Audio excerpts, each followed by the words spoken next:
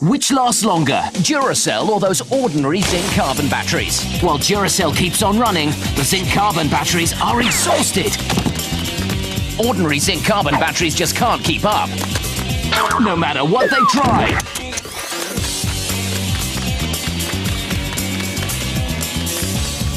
With more power, Duracell always wins. Duracell lasts longer, much longer.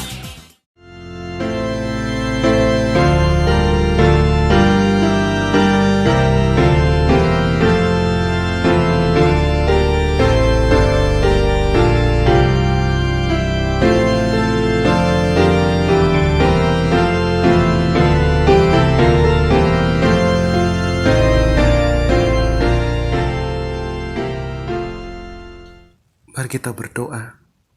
Tuhan Yesus, Allah yang hidup, terima kasih untuk firman-Mu yang Kau sampaikan kepada kami untuk mendidik kami, menghibur kami, membawa kami ke dalam penyesalan akan dosa, menguatkan kami untuk menghidupi hidup baru yang Kau karuniakan kepada kami. Saat ini kami hendak belajar firman-Mu Tuhan. Tanpa pertolongan Allah Roh Kudus, mustahil kami dapat mengetahui isi hati-Mu. Ya Allah Roh Kudus, pimpin kami untuk mengerti firman Tuhan yang akan kami pelajari. Dan biarlah kami dengan rendah hati mau mengikuti firman-Mu. Dalam nama Tuhan Yesus.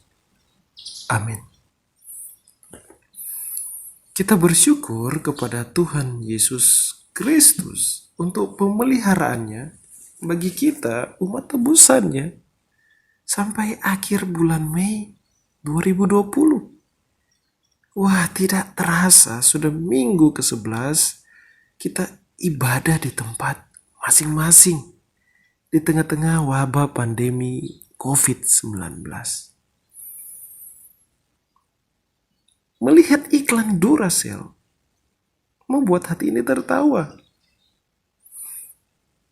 Nah, bagaimana jika kita ibaratkan pertandingan tersebut adalah pertandingan di arena iman? Akankah kita bertanding sampai di tujuan kita, yaitu kerajaan Allah? Tahukah kita bagaimana bertahan di arena iman sampai akhirnya masuk ke dalam kerajaan Allah? Ada 3 rumusan dari 1 Timotius pasal 6 ayat 10 sampai 16. Untuk kita bertahan di arena iman sampai masuk ke dalam kerajaan Allah. Saya akan membaca firman Tuhan dari 1 Timotius pasal 6 ayat 10 sampai 16. Beginilah firman Tuhan. Karena akar segala kejahatan ialah cinta uang. Sebab oleh memburu uanglah beberapa orang telah menyimpang dari iman dan menyiksa dirinya dengan berbagai-bagai duka. Tetapi engkau, hai manusia Allah, jauhilah semuanya itu. Kejarlah keadilan, ibadah, kesetiaan, kasih, kesabaran, dan kelembutan. Bertandinglah dalam pertandingan iman yang benar, dan rebutlah hidup yang kekal. Untuk itulah engkau telah dipanggil dan telah engkau ikrarkan ikrar yang benar di depan banyak saksi, di hadapan Allah yang memberikan hidup kepada segala sesuatu, dan di hadapan Kristus Yesus yang telah mengikrarkan ikrar yang benar itu juga di muka Pontius Pilatus.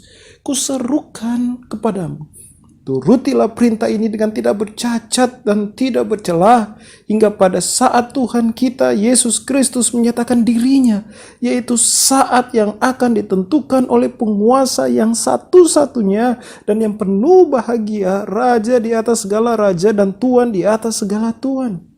Dialah satu-satunya yang tidak takluk kepada maut, bersemayam dalam terang yang tak terhampiri.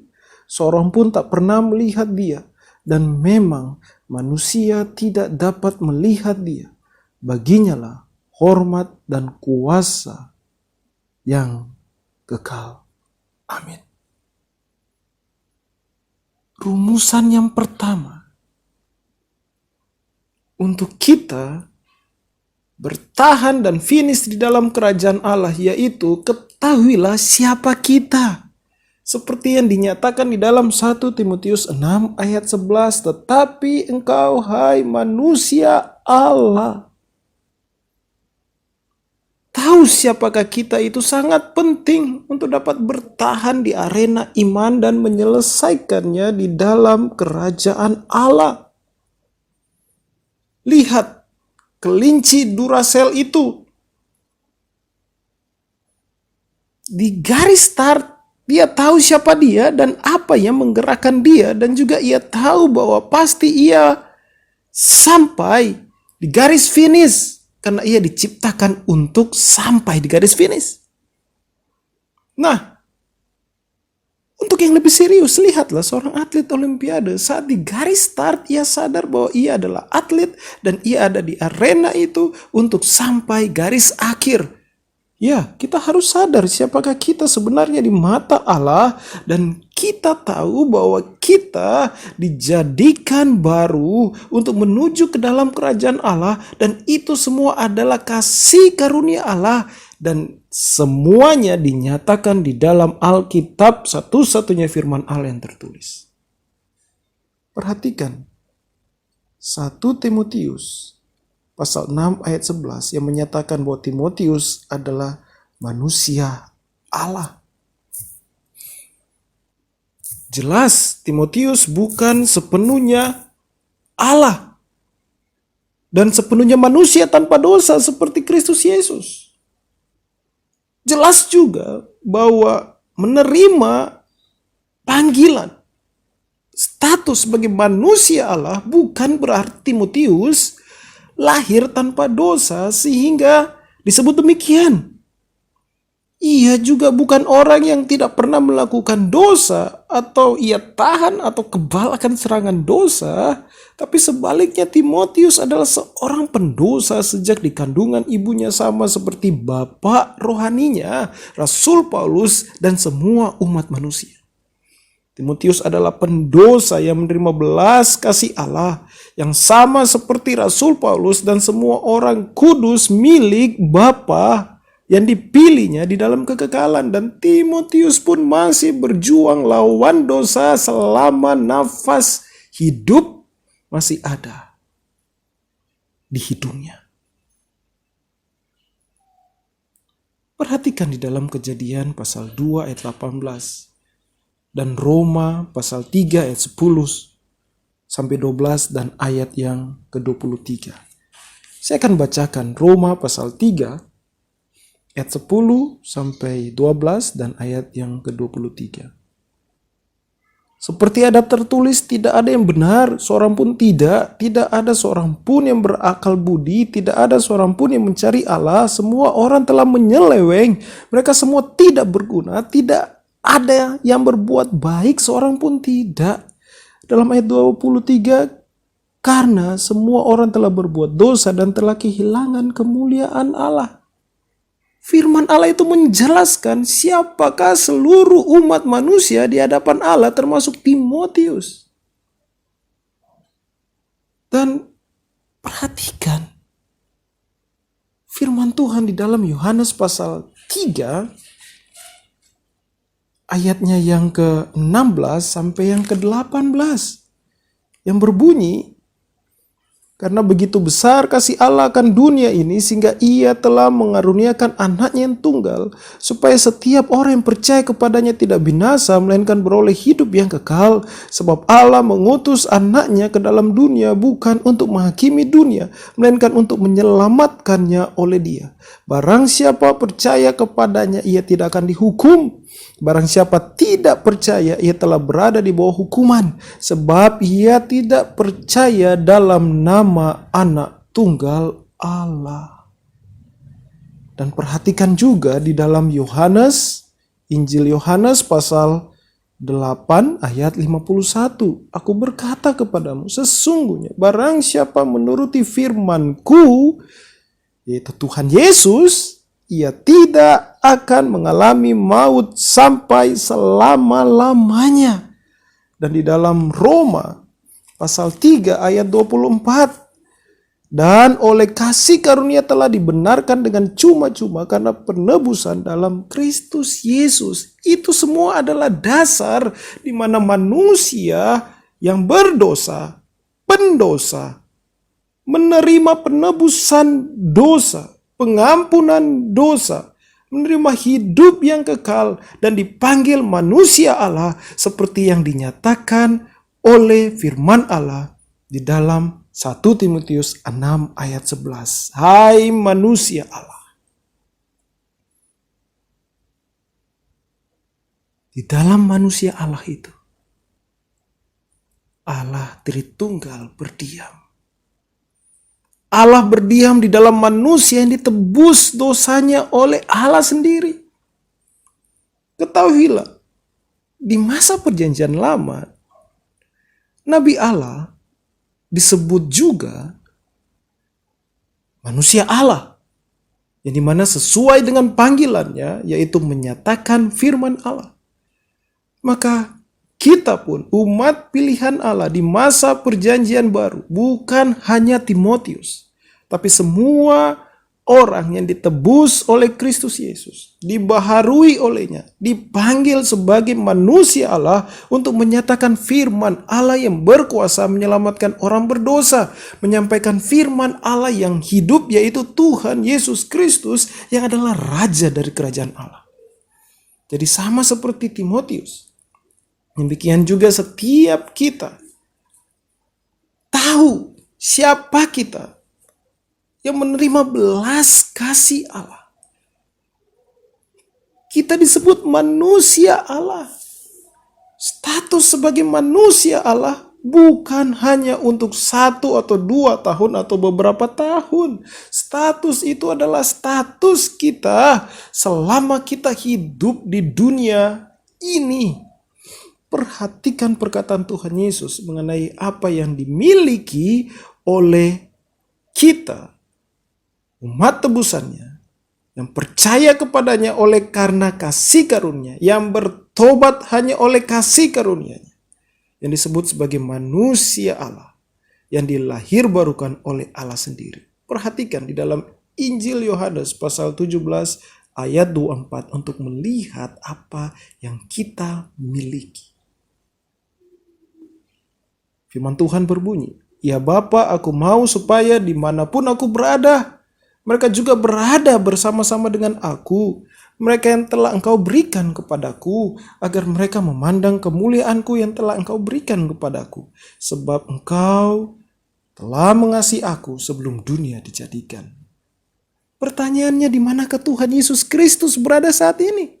Firman Allah itu menyatakan bahwa Yesus Kristus ada di sorga. Siapakah yang memerintah kerajaan Allah? Atau siapakah yang memiliki otoritas di bumi dan di sorga? Jawabannya adalah Tuhan Yesus Kristus. Oleh sebab itu, ketahuilah kita manusia Allah yang dilahir barukan olehnya, yang percaya kepada Tuhan Yesus, sorga itu tempat kita berlabuh. Kesanalah kita akan berlabuh. Dan itu adalah siapa kita sebenarnya, bahwa kita adalah warga negara sorga. Pikirkan baik-baik. Mengerikan sekali jika Kristus Yesus tidak bangkit. Disesuaikan dengan firman Tuhan di dalam Yohanes 17 ayat 24. Sekali lagi, jika Kristus tidak bangkit, maka kita akan berlabuh di kuburan sama seperti Kristus Yesus jika ia tidak bangkit. Mengerikan sekali jika Kristus tidak bangkit. Tetapi syukur kepada Allah, Kristus Yesus bangkit. Dan juga mengerikan sekali jika Kristus bangkit tetapi ia tidak naik ke sorga. Karena tujuan akhir kita dikatakan di sanalah murid-muridku, umat milikku akan berada ya di sorga. Mengerikan jika Kristus tidak naik ke sorga, karena tujuan akhir kita di dunia ini yang penuh dengan sakit penyakit, musibah, bencana, pertikaian, perang, dan air mata. Namun fakta kebenaran menyatakan Kristus ada di sorga dan satu hari akan datang kedua kalinya memulihkan segala sesuatu. Dan kita akan di sana. Itulah kita. Kita manusia milik Allah. Disebut manusia Allah. Tempat kita itu di sorga. Tahulah itu, sadarlah itu. Perhatikan juga di dalam Injil Yohanes pasal 14 ayatnya yang ke-23 yang berbunyi, jawab Yesus, jika seorang mengasihi aku, ia akan menuruti firman-Ku dan Bapa-Ku akan mengasihi dia dan kami akan datang kepadanya dan diam bersama-sama dengan dia. Sebagai manusia Allah Tritunggal di hidup ini. Memang kita belum sepenuhnya masuk ke dalam kerajaan Allah, yaitu langit dan bumi yang baru di mana Kristus Yesus memerintah. Tetapi selama hidup di dunia ini, kerajaan Allah sudah hadir di dalam kita yang adalah manusia Allah. Dan lihat kembali ke iklan itu. Kelinci Duracell itu digerakkan oleh baterai yang dapat selesai energinya. Tetapi kita yang adalah manusia Allah, di dalam kita diam. Allah yang hidup, yang menciptakan langit dan bumi, penguasa segalanya. Bayangkan kuasa, energi, kekuatan yang ada di dalam kita. Yang memampukan kita untuk bertahan, untuk bergerak sampai garis akhir, yaitu kerajaan Allah. Dan sampai di kerajaan Allah pun kuasa itu tidak selesai, berlanjut. Jadi tahu siapakah kita, dan status kita adalah akar, adalah dasar, adalah modal utama untuk bertahan di arena kehidupan iman, untuk tetap berjuang memandang kerajaan Allah, dan untuk sampai di sana Allah Roh Kudus memberikan kita kekuatan, kuasa untuk tetap bertahan di arena iman, bergerak sampai tujuan kekal kita, kerajaan Allah. Dan ingat baik-baik, status sebagai manusia Allah tidak hanya membuat kita bertahan di masa COVID-19 ini, tetapi di setiap masa kehidupan kita. Mari kita melihat di dalam 1 Timotius pasal 6 ayat 10-11 untuk kita dapat melihat rumusan yang kedua untuk bertahan di arena iman, terus bergerak menuju ke kerajaan Allah. 1 Timotius pasal 6 ayat 10-11, firman Tuhan berkata, karena akar segala kejahatan ialah cinta uang. Sebab oleh memburu uanglah beberapa orang telah menyimpang dari iman dan menyiksa dirinya dengan berbagai-bagai duka. Tetapi engkau, hai manusia Allah, jauhilah semuanya itu. Kejarlah keadilan, ibadah, kesetiaan, kasih, kesabaran, dan kelembutan. Rumusan yang kedua, yaitu tahu apa yang kita kejar di hidup ini. Perhatikan kelinci Duracell itu. Ia tahu apa yang ia kejar. Garis finish. Kalau kita lebih serius lagi, kita lihat atlet Olimpiade. Atlet Olimpiade hadir di stadion bukan untuk mengejar posisi kursi mendekati arena. Karena ia adalah pelaku yang ada di arena itu. Dan ia mengejar garis akhir. Juara atau tidak juara, baginya sampai di garis akhir itulah pengejaran hidupnya. Mengapa? Karena ia atletnya dan itulah statusnya. Ia sudah memiliki garis akhir di hidupnya. Walaupun ia tahu ia bisa menjadi juara atau tidak, ia tinggal berlari ke sana, ke garis akhir.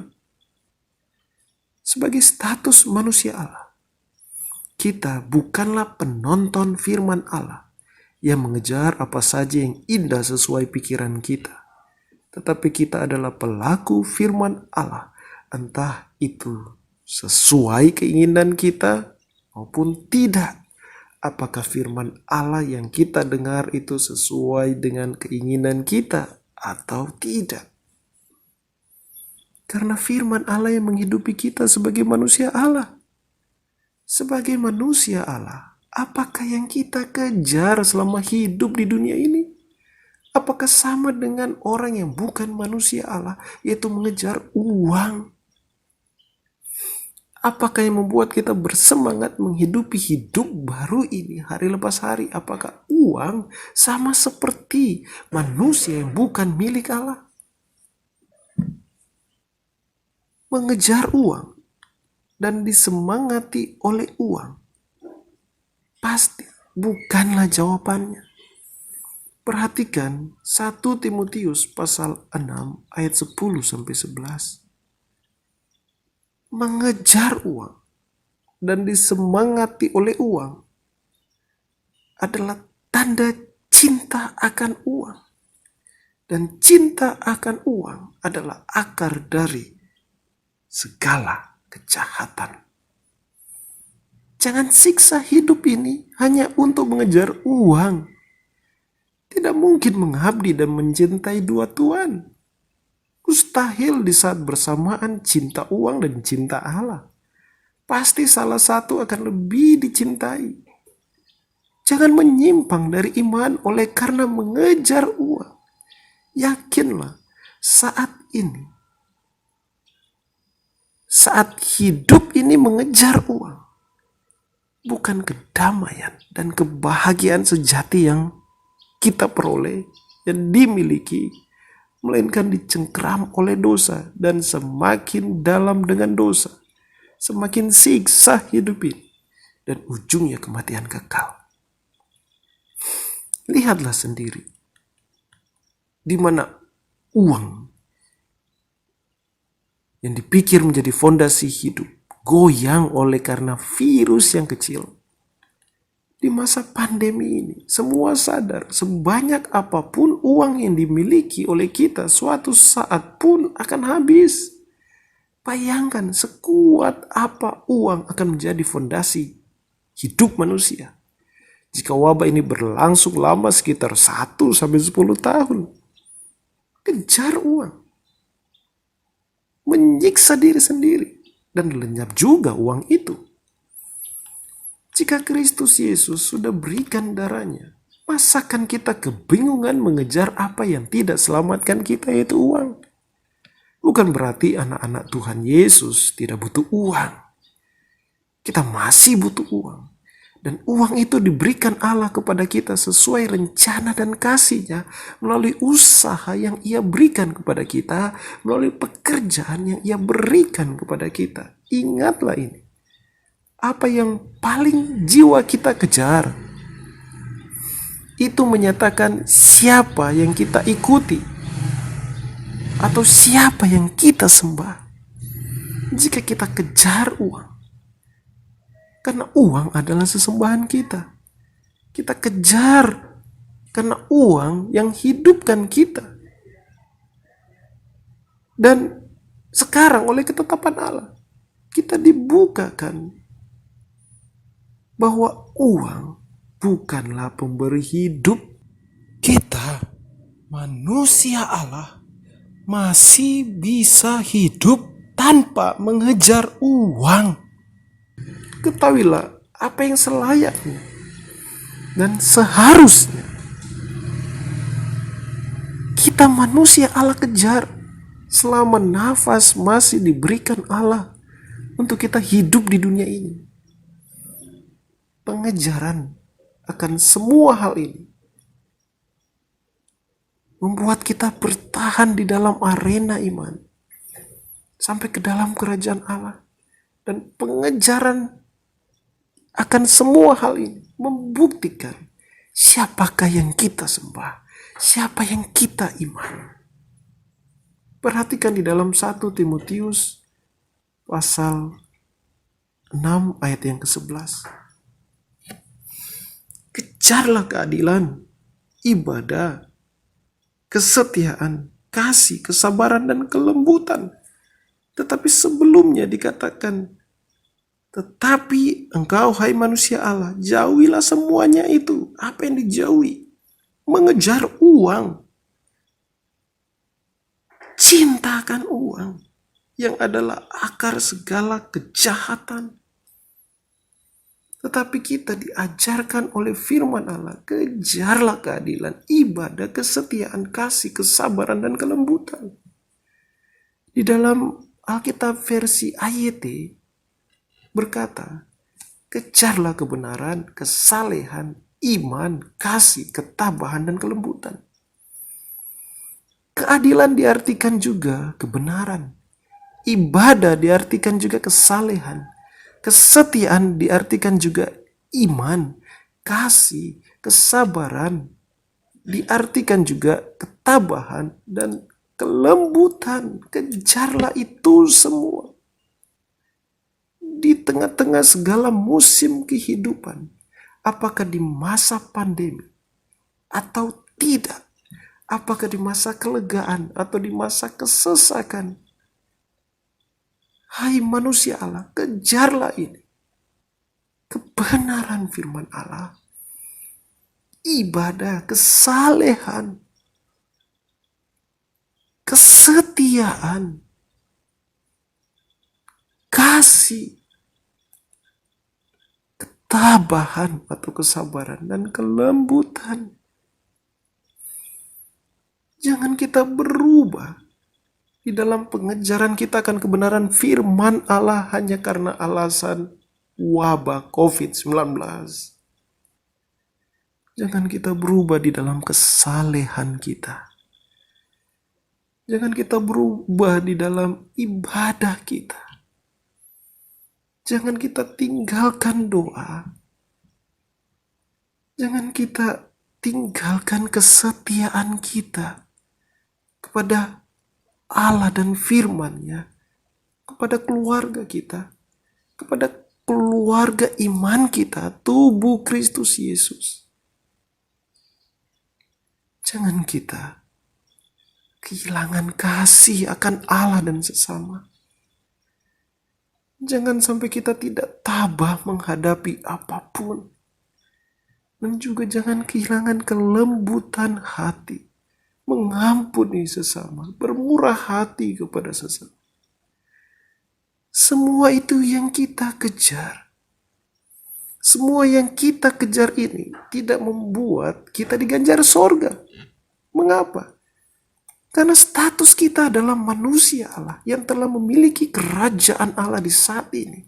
Dan nanti di dalam kepenuhannya di saat Tuhan Yesus Kristus datang kedua kalinya. Jika kita berpikir mengejar itu semua, yaitu keadilan, ibadah, kesetiaan, kasih, kesabaran, dan kelembutan untuk mendapat sorga atau upahnya sorga, kita akan lelah dan akhirnya putus asa. Namun jika kita sadar siapakah kita, dan semua pengejaran tersebut adalah panggilan ilahi bagi kita, maka kita tidak menghidupi itu untuk Tuhan kasih saya sorga, tetapi karena surga adalah bagian kita. Kita akan mengejar itu sampai akhir hidup kita. Mengapa itu semua yang kita kejar? Dan bukan uang yang bisa hilang. Karena jiwa ini sudah dipuaskan oleh harta sorgawi yang disediakan oleh Allah. Perhatikan di dalam Mazmur pasal 73 ayatnya yang ke-25 yang berbunyi, siapa gerangan ada padaku di sorga selain engkau? Selain engkau tidak ada yang kuingini di bumi. Mengapa?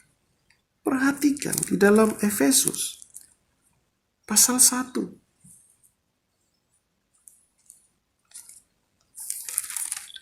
ayat 3-4. Terpujilah Allah dan Bapa Tuhan kita Yesus Kristus, yang dalam Kristus telah mengaruniakan kepada kita segala berkat rohani di dalam sorga. Sebab di dalam Dia Allah telah memilih kita sebelum dunia dijadikan, supaya kita kudus dan tak bercacat di hadapannya. Perhatikan juga janji Allah di dalam Matius pasal 10 ayat 29-31. Jadi, bagi kita yang mengaku orang Kristen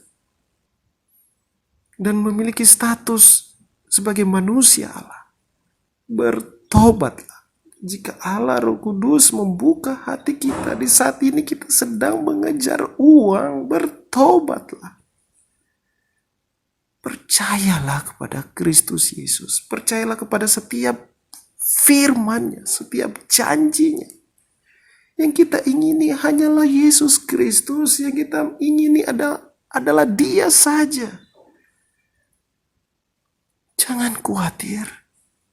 Seperti dalam Matius 10 ayat 29-31. Yang Kristus katakan kepada kita. Mari dengarkan. Matius pasal 10 ayat 29-31. Bukankah burung pipit dijual 2 ekor seduit?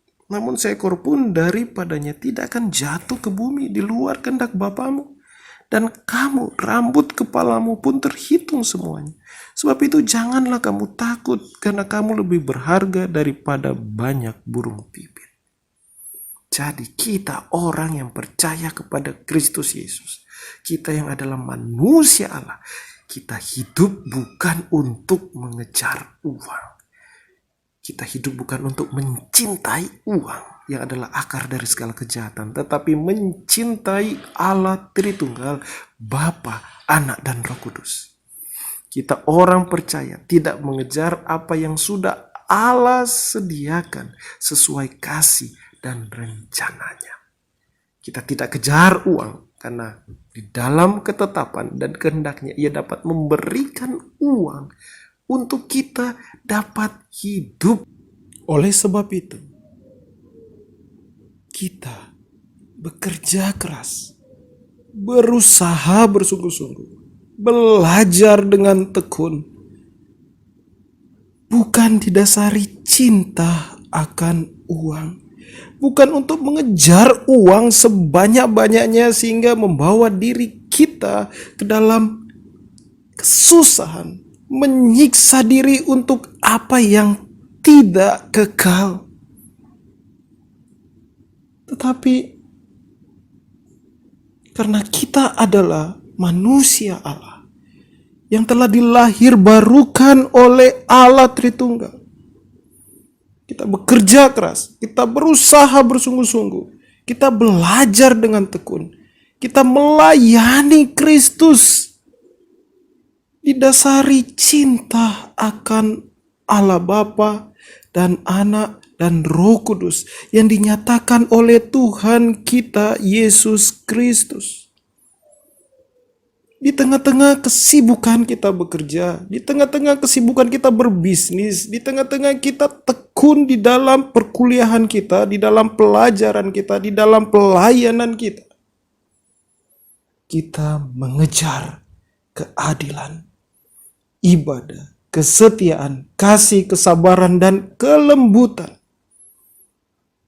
Itulah anak-anak Allah yang disebut manusia Allah yang berjuang di dalam arena iman dan akan menikmati perjuangan di dalam arena iman sampai tujuan akhir kita, kerajaan Allah, rumah Bapa yang sudah disediakan oleh Tuhan kita Yesus Kristus yang Maha Kasih, Maha Kudus, Allah yang Esa. Amin.